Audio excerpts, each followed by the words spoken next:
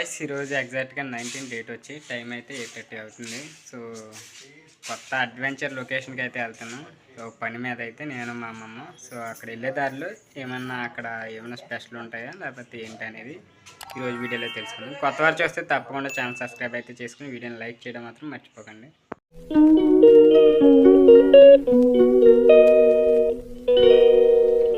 పూర్వీకులు అయితే వచ్చి ఇదిగా ఆ గోడ మీద అన్నం పెడితే తినేసి ఇక వీళ్ళంతా మా పూర్వీకులు వీళ్ళు తాతలు ముత్తాతలు రుణముండిపోయి ఇంటికి వస్తూ ఉంటారు. కరెక్ట్గా 9కి అయితే బస్సు వచ్చింది. టికెట్ అయితే తీసుకున్నాం. ఒక 70 రూపీస్ అయితే పడింది. అంటే ఆధార్ కార్డు కదా మా అమ్మది. 70 రూపీస్ పడింది. ఈ జంగారెడ్డిగూడు ఒకటి నుంచి డైరెక్ట్ జంగారెడ్డిగూడు. సో అతి వరస్ట్ అయిన రోడ్డుల్లో జంగారెడ్డిగూడు రోడ్డు ఒకటి. ఇది కొంచెం ఒక 5-10 కిలోమీటర్స్ వరకు గోతులు కనిపిస్తున్నాయి కదా, ఏదైనా అడ్డం వస్తే కూడా వెళ్ళదు. ఈ సైడ్ కూడా మొత్తం వరస్ట్గా ఉండదు రోడ్డు.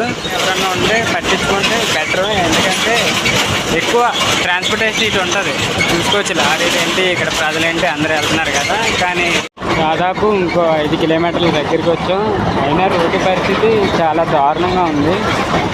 సో ఇప్పుడు వచ్చిన ప్రభుత్వం ఈ రోడ్డు కూడా పట్టించుకొని కొంచెం నీట్గా చేస్తే బాగుంటుంది. సో కొంచెం ఫ్రంట్ అయితే పర్వాలేదు. ఒక 5 కిలోమీటర్స్ వరకు వరస్ట్గా ఉంది రోడ్. వెళ్ళే వాళ్ళకి మరి అడగటం లేదో ఏంటో అలవాటు అయిపోయిందో తెలియదు. ఈ రోడ్డు బారి ఎక్కడ చేస్తున్న కోతులు ఉన్నాయి. కొంచెం అక్కడక్కడ వర్క్ బాగానే ఉంది రోడ్డు వర్క్. ఇంకా అక్కడక్కడ మీరు చూసుకోవచ్చు కోతులు. సో ఈ కోతులకి రోడ్డు వారు అంటే ఆహారం అలవాటు చేశారు కాబట్టి రోడ్ల మీద అయితే తిరుగుతున్నాయి. ఎవరన్నా బళ్ళ మీద వెళ్ళే వాళ్ళు ఉంటే ఆహారం అట్టుబళ్ళని కొబ్బరి చెప్పని వేస్తూ ఉంటారు కాబట్టి డైరెక్ట్ ఇంకా రోడ్డు మీదకి వచ్చేసినాయి.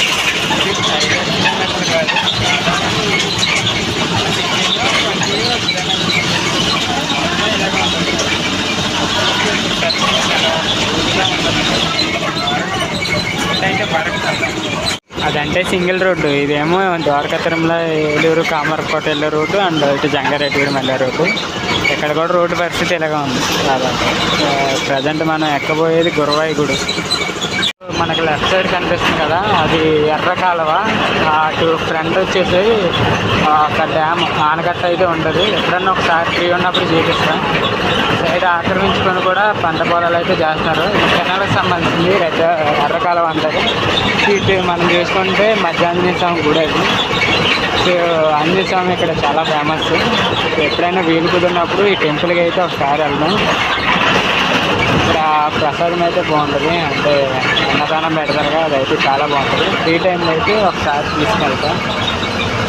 టెంపుల్ చాలా ఫేమస్. మంగళవారం వచ్చారంటే చాలామంది ఉంటారు. ఇది డైరెక్ట్ దాటాక జంగారెడ్డిగూడెం రీచ్ అవుతుంది. ఆల్మోస్ట్ జంగారెడ్డిగూడెం వచ్చేసరికి 1.5 అవర్ అయితే పట్టింది. టూ లేట్ వరస్ట్ రోడ్డు కాబట్టి ఆ రోడ్డు చాలా. ఇప్పుడైతే వెంటనే అశ్వరాపేట బస్సు అయితే ఉంది. ఇది కొయ్యదా అంట. సో లోపలికి ఎక్కి మనం వెళ్ళే రోడ్డుకి వచ్చి చూద్దాం. ఇదైతే బస్ స్టాండ్. అటు సైడ్ రాజమండ్రి, భద్రాచలం అటు సైడ్ ఉంటాయి అంతా. ఇది కొయ్యదా బస్సు. టికెట్ అయితే తీసుకున్నా. టికెట్ వచ్చేసి 70 రూపీస్ అయితే పడింది. సరిపోయిందా? 70 రూపీస్ పడ్డాయి. ఇక్కడ నుంచి దాదాపు ఒక 1.5 అవర్ అయితే మళ్ళీ పట్టచ్చు. ఈ రోడ్డు ఎలా ఉందో చూద్దాం. ఇదేం జంగారెడ్డిగూడెం నుంచి అశ్వరాపేట వెళ్ళే రోడ్లు మెయిన్ ప్రైమరీ పంట కింద పొగాకైతే ఎక్కువ పండిస్తున్నారు ఇటు సైడ్. మొత్తం మనం హైవే వారంటే ఎటు చూసుకున్నా పామాయిల్ అండ్ పొగాక మెయిన్ ప్రైమరీ పంట కింద పొగాకైతే ఉంది. అండ్ సెకండరీ పామాయిల్ తోటలు అయితే ఎక్కువ ఉన్నాయి. సో మీరు చూసుకోవచ్చు మొత్తం ఈ బస్సులో నుంచి తీస్తున్న క్లిప్స్. ఎగ్జాక్ట్లీ ఒక 1/2 అవర్కి అశ్వరాపేట అయితే రీచ్ అయ్యాం. ఇది అశ్వరాపేట బస్ స్టాండ్. ఇది తెలంగాణ రాష్ట్రం. మనకి ఆ బోర్డర్ చూపించలేదు మీకు. అక్కడి నుంచి ఇదంతా తెలంగాణ. మీరు బోర్డు మీద చూసుకోవచ్చు తెలంగాణ రాష్ట్ర రోడ్డు రవాణా సంస్థ అని. ఇక్కడ నుంచి ఇంకో 10 మినిట్స్ అయితే పట్టిద్దంట నేను వెళ్ళాల్సిన ఊరు అయితే. దిగిన ఏరియా కాడ నుంచి గుబ్బల మంగమ్మ గుడి 25 కిలోమీటర్స్. ఇటు రోడ్డు చూపిస్తుంది. అదైతే స్ట్రైట్ అయితే వెళ్ళాలి మనం. కరెక్ట్గా 11:45 అయింది. ఇక్కడి నుంచి కొంచెం ఫ్రంట్కి అయితే వెళ్ళాలి. అక్కడి నుంచి ఒక పని, అది మా అమ్మమ్మ పని. సో అది చూసుకొని జాయిగా వెళ్తాం. ఇది మొత్తం స్ట్రైట్ వెళ్తే హైదరాబాద్ రోడ్డుకి కూడా వెళ్ళిపోద్ది. కానీ ఎండ అయితే ఎక్కువ ఉంది. ఎండ తప్పదు. లొకేషన్కి వాటికి మేము ఎగ్జాక్ట్ చేయగలంటే బస్సు పల్లెవేలు కూడా మా బస్సు సొంత బస్సులు కాదు కదా, సో ఆపరు. అందు గురించి ఆటో అయితే ఆపుతారు. అందుకే మళ్ళీ ఎదరికి ఫ్రంట్ నడిచి వెళ్తున్నాం. ఒక లొకేషన్కి అయితే వచ్చా. సో ఇక్కడ అన్నీ మిరపకాయలు ఉన్నాయి. సో వీటి ప్రైజ్ ఎంత ఇవేంటో తెలుసుకుందాం. సో అవన్నీ కళ్ళలు అనమాట. మిరపకాయలు కారానికి అండ్ పచ్చట్లోకి అండ్ సంథింగ్ వాట మీకు వంటలోకి ఎక్కువ ఉపయోగపడుతుంది కదా, దాని గురించి అడగడానికి అయితే వచ్చాం. సో రేటు తక్కువ అంటే మ్యాక్సిమం తీసుకుంటాం ఇక్కడ. సో ఒకసారి అన్నీ చూపిస్తాం. సో ఇవి మిరపకాయలు అయితే కోత కోసేసి ఇలాగైతే ఆరబెట్టారు ఇక్కడ. సో అక్కడ చూసుకున్న పోగి ఇటు చూసుకున్న పోగి మంచి ఘాటుగా ఉన్నాయి కాయలు అయితే. సో అటు సైడ్ కూడా అయ్యే ఉన్నాయి.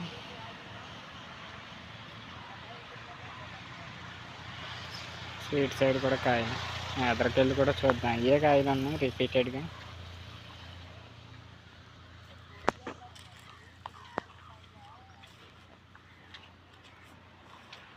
ఇవి అయితే కొంచెం పచ్చిగా ఉన్నాయి కాయలు, చూసుకోవచ్చు. పచ్చిగా అయితే ఉన్నాయి. ఎండాలి ఇంకా ఇదంతా మొత్తం మీకు ఎటు చూసుకున్నా కాయలు ఉన్నాయి. ఇప్పుడు రేట్ అయితే కొంచెం తక్కువే ఉంది మిరపకాయలు. ఇవన్నీ కళ్ళలు అనమాట. కొంతమంది రైతులు ఇలాగ కళ్ళల్లో వేసుకుంటారు. ఎవరన్నా వచ్చేవాళ్ళు కొనుక్కోవడానికి. ఇంకా ఎండలేదు. ఇవి అయితే కొంచెం ఎండాలి.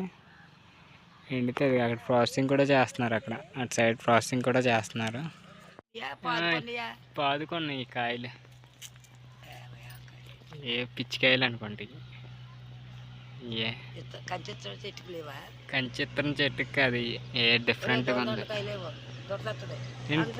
దోలదండకాయలు కదా, ఎండిపోయినాయి లేదా? అయ్యా ఈ పాదుకున్నాయా? ఈ పాదుకున్నాయి.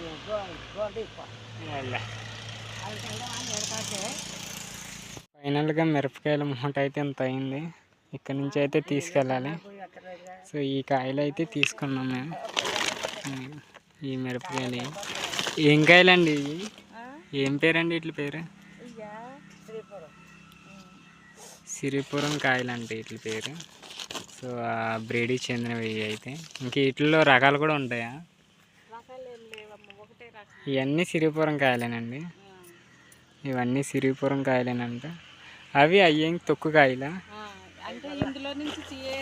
ఇందులో నుంచి గ్రేడ్ చేసినవి అవి తొక్కు కాయలు అని పిలుస్తారు వాటిని. సో అవి చూపిస్తా. సో ఇప్పుడు టాస్క్ ఏంటంటే ఆ మూట ఎలా వెళ్ళాలా అని. సో ఇది ఇవన్నీ గ్రేడ్ చేసి ఏర్పాటు చేసినాయి. ఇవి కూడా కారానికి ఉపయోగించుకుంటారు. సో ఇవి అయితే గ్రేడ్ 1 లాగా ఉంటాయి. కాయలు మంచి బాగున్నాయి. రెడ్గా భలే ఉన్నాయి కాయలు అయితే, చూసుకోవచ్చు. కాయలు చాలా బాగున్నాయి. మేమైతే ఇంట్లోకి 20 kgs తీసుకున్నాం మూట. సో ఇది ఇప్పుడు ఎలా వెళ్ళొద్దో నాకు భయం వేస్తుంది. ఖచ్చితంగా ఇంత పెద్ద మూట బస్సుడు అయితే ఎక్కించుకోడు ఆటోలోనే. ఇంకా ఇప్పుడు ఇందా చూపించిన మూట ఉంది కదా, ఇదైతే అది బ్యాక్ సైడ్ నుంచి ఇక్కడ వరకు అయితే నేనే మోసుకొచ్చా. మోసుకొచ్చేది కూడా చెప్పేస్తాను. నేనే కదా మోసింది. ఇది ఇంతలాగా మూట ఇది తీసుకోవచ్చు. ఇదైతే ఆటో కూడా అయితే తీసుకున్నాం కదా. ఇదిగో బ్యాక్ అక్కడి నుంచి ఇక్కడ వరకు తీసుకొచ్చాను. స్టామినా ఎక్కువ ఉంది. సూర్యాపేట అయితే వచ్చాను. బ్యాక్ సైడ్ అయితే కట్టారు. ఆల్మోస్ట్ ఇక్కడ నుంచి జంగారెడ్డిగూడెం ట్రావెల్. ఇది ఒక 1.5 అవర్ అయితే పట్టిద్ది టైం. ఎండ అయితే మామూలుగా లేదు. సో ఈ ఊరు వచ్చేసి జీలింగ్ అండి. ఇదైతే అసలు సో సెంటర్ అయితే ఎక్కువ ఇది గోతులుగా ఉంది. ఇది మరి ఎప్పుడు చేస్తారో తెలియదు. అదిగో లారీలాగా వచ్చినప్పుడు ఎంత ఇబ్బంది ఉంది చూసారా. రోడ్డు అయితే ఈ మొక్క బాల. ఇది ఏ ఊరు వెళ్తుందో అయితే తెలియదు. ఇది జీలింగ్ మిల్ సెంటర్ అయితే. సుబ్రహ్మణ్య స్వామి ఆలయం ఇది. ఈ ఫ్రంట్ ఇది స్టోన్ కనిపిస్తుంది కదా, కొండ ప్రాంతాల్లో నుంచి ఈ స్టోన్స్ బద్దలు కట్టుకొని దాన్ని క్రషింగ్ అండ్ ఫినిషింగ్ అవి చేసి ఒక టైర్ లాగా అయితే తయారు చేస్తారు. ఇది హైవే కాబట్టి మనకు పర్వాలేదు, 27 కిలోమీటర్లు టైం తెలియదు, అలా వెళ్ళిపోతూ ఉంటాం అంతే. అదే మనం స్టార్టింగ్ వచ్చిన కోతుల రోడ్డు చూసారా, అదైతే పిచ్చ నరకం అది. అట్లా జర్నీ సాగాలంటే మరి జంగారెడ్డిగూడెం వెళ్ళాక చూడాలి అటా ఇటా అని. సూపర్ టైం ఎగ్జాక్ట్గా 2:30 అయింది. ఆ మూట అయితే సెంటర్లో వదిలేసి ఇటు వచ్చేసాం, ఆకలేస్తున్నాను. ఇక్కడ వాసువి ఫుడ్ అంటాం, ఇక్కడ టేస్ట్ ఎలా ఉందో చూద్దాం.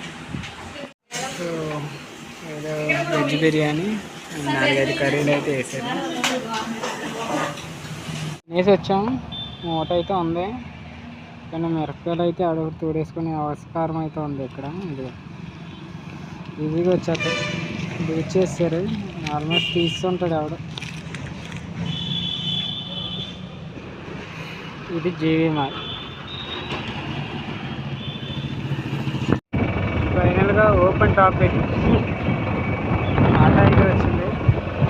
ఇక్కడ నుంచి ఎలా వెళ్ళాలనుకున్నాం, జంగారెడ్డిగూడెం నుంచి ఆటో ఊరు వరకు వచ్చింది. అక్కడి నుంచి మళ్ళీ ఆటో అయితే చెప్పింది అది వచ్చి మనకి. సో ఇక్కడ నుంచి దోపచర్లు వెళ్ళాలి, అక్కడి నుంచి మళ్ళీ ఆటో వెళ్ళాలి. బస్ అయితే ఎక్కించుకోరు కదా అంత. సో ఇక మిరపకాయలు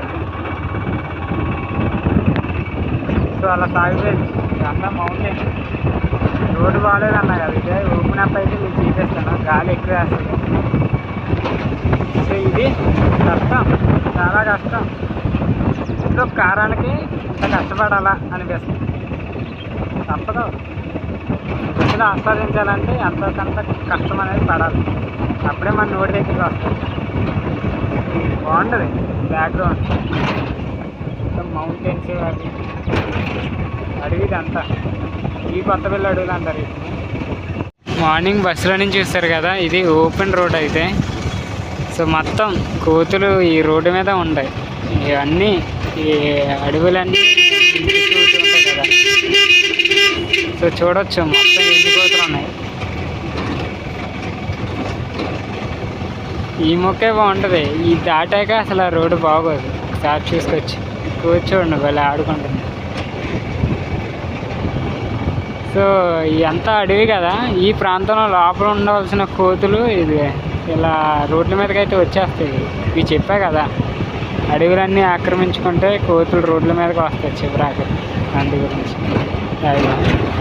ఈ రోడ్డు మీకు ఇక మనుషులు అరటిపళ్ళు ఏంటి, కొబ్బరి చెప్పులు ఏంటి, మిగిలిన కూరగాయలు ఏంటి, ఈ కోతుల కోసం అయితే తెస్తారు, తీసుకొస్తారు. ఇక ఎవరన్నా ఏమైనా చేస్తారేమోనని ఇవి వచ్చేస్తూ ఉంటాయి మీద. అక్కడ అరటిపళ్ళు పంచి పెడుతున్నారు కాబట్టి ఆల్మోస్ట్ ఇక ఎన్ని కోతులా చూడండి. ఇదంతా ఫారెస్ట్ ఏరియా కదా. సో ఇదిగా అది వెదురు టైపు, ఇదంతా వెదురు అటు సైడ్. అందుకే వచ్చేస్తాయి ఈ కోతులు మొత్తం ఇలా రోడ్డు వారిని అరటిపళ్ళు గట్ట పెట్టడం వల్ల ఇవేమో తింటూ ఉంటాయి. మొత్తం మీకు కొత్తపల్లి అడవిలో ఉన్న కోతులన్నీ రోడ్ల మీద ఉంటాయి. ఏమిటి పంచి పెడుతూ ఉంటారు కదా, అరటిపళ్ళు వచ్చారు, అందు గురించి అవి తింటాను. అదంతా వెదురు టైపు, అడవిని నరికేసి దాంట్లో సర్వే కర్రలు వేసి గవర్నమెంట్ వ్యాపారం చేసుకుంటాయి కదా, అలాంటి వ్యాపారాలకి. వేరే వాళ్ళకి కాంట్రాక్ట్కి అయితే అవి ఇచ్చేస్తారు, ఎవరు టెండర్ పడుకుంటే వాళ్ళకి. సో ఇక్కడ వరకు కోతులే ఇవి, ఈ స్టేజ్ వరకు రోడ్డు బాగుంటుంది. ఇది ఎక్కడి నుంచి కోతులు ఉండవులేండి. ఇక్కడ కూడా స్టార్ట్ అయినాయి కోతులు. ఇవి మొత్తం ఆ మొక్క అయిపోయింది అనుకున్నాం, మళ్ళీ ఇది సెకండ్ గ్రూప్ అనుకుంటుంది. సో ఇవి చూస్తుంటే ఎలా అనిపిస్తుంది అంటే రోడ్డు మీదకి ఇంకా ఆహారం తీసుకురాలేదు ఏంటి అన్నట్టు అయితే చూస్తున్నాయి. కోతులకి ఆహారం వేయడం తప్పు నా దృష్టిలో అయితే, ఎందుకంటే ఈ అడవులంతా ఎన్ని ఉన్నాయి, వీటిని బద్దగస్తులు చేసి రోడ్ల మీదకి అయితే రప్పించేలాగా మనుషులే చేస్తున్నారు. ఈ అడవిలో ఏవో పళ్ళు దొరుకుతూనే ఉంటాయి. ఆ పంటలు ఏవైతే ఉంటాయో ఆ పంట గల రైతులు ఏం చేస్తారంటే వీటికి ఏడు బాంబులు పెట్టడం కానీ సంథింగ్ అలాంటివి జరుగుతూ ఉంటుంది. కాబట్టి సో అలా అలా అలా అలా జరుగుతాయి. ఈ రోడ్ల మీదకి వచ్చి అలాగలాగా మొత్తం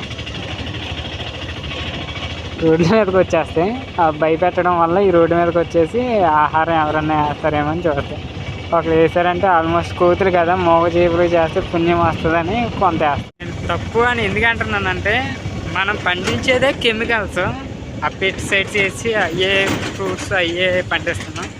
సో మనకు లేని వచ్చి రాని రోగాలు మనకు వస్తున్నాయి. ఇప్పుడు వీటికి కూడా మనం అంటిస్తున్నాం ఓ దృష్టిలో. అందుకోసం నేను చెప్పింది వేస్ట్ అని మనం వేయకూడదని. సో అవి కూడా కెమికల్ అయిన ఫుడ్డే కదా తింటున్నాయి. వాటి ప్రాణాలకు కూడా రిస్క్ ఉంటుంది.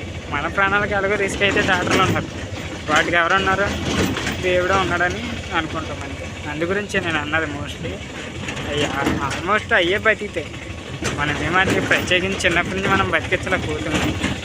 ఊరు బాబోయ్, ఈ కోతులు నిజంగా ఇది 3వ ట్రిప్ ఇదే రోడ్లో. సో అక్కడక్కడ ప్యాచ్ వర్క్ చేశారే తప్పించి పూర్తిగా అయితే రెనోవేషన్ వర్క్ అయితే చేయాల. ఇక చూడండి అలా చూద్దాం,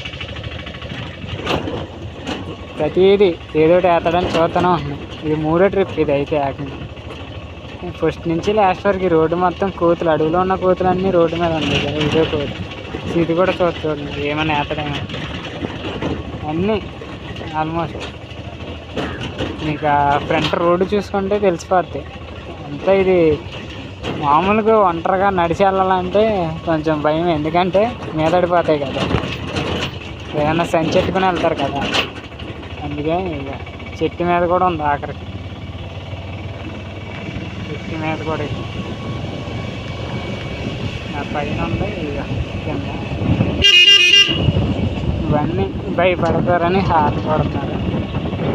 అవి అలా అడవిలో కోతులన్నీ ఇలా రోడ్ల మీద జనాలు బద్దకస్తులు చేస్తారు. వీటిని కూడా సొంతంగా పెంచుకునేవి, వీటిని కూడా బద్దకస్తులాగా చేస్తారు మొత్తం. ఏవి చేస్తారనే చూద్దాం.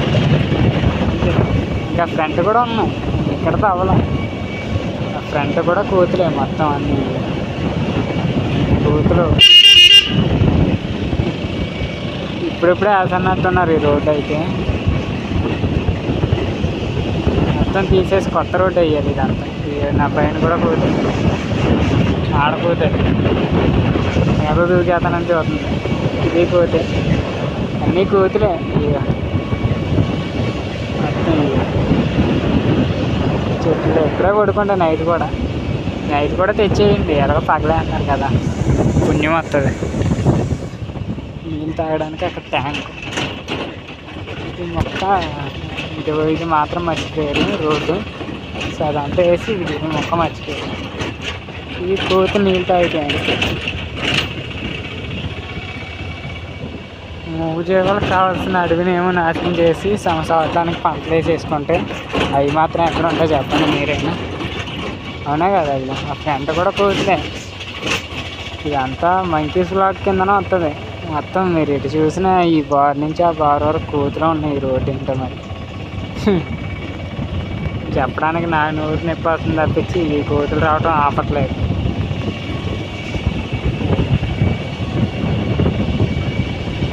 లేనిపోయిన వైరస్లు రాకుండా ఉంటే బెటర్ మనం వేసే ఫుడ్కి.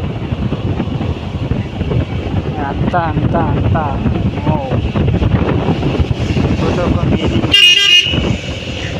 అదో ఫ్యామిలీ, గుడ్ ఫ్యామిలీ. ఇక్కడ సింగిల్ పీస్గా ఉంటాయి. ఇదొకటి ఒంటరిగా ఉన్నాయి. ఫైనల్గా ఎక్కడి నుంచి రోడ్డు బాబు. ఫైనల్గా నేనేం చెప్తానంటే కోతులకి కావాల్సిన ప్లేసెస్ కోతులకి ఇవ్వండి. అట్లా ప్రపంచంలో అవి బాగానే బతుకుతాయి. మీరు ఆక్రమించకుండా ఉంటే సరిపోతుంది అడవిని కూడా. సో అవి బతకడానికి ఇబ్బందిగా ఉంటున్నాయి కదా, రోడ్ల మీద కొట్టి బతుకుతున్నాయి కదా. అడవిని నిర్మూలించకుండా అడవిని కాపాడుకుంటే ఈజీగా అట్లా బతకాలు బతికితే మన బతుకు మనం బతుకుతాం. సక్రంగా ప్రకృతిని నాశనం చేయకుండా ఉంటాయి. సో అందుకే చెట్లు పెంచండి, అర్థమైందా? రేపటి తరానికి అదే భవిష్యత్తు. తోట మాత్రం ఇరగదీస్తుంది, గట్టి తోట. చూడండి ఎంత నీట్గా ఉందో, ప్రతి ఆకు కొత్తగా పెట్టినట్టున్నారు.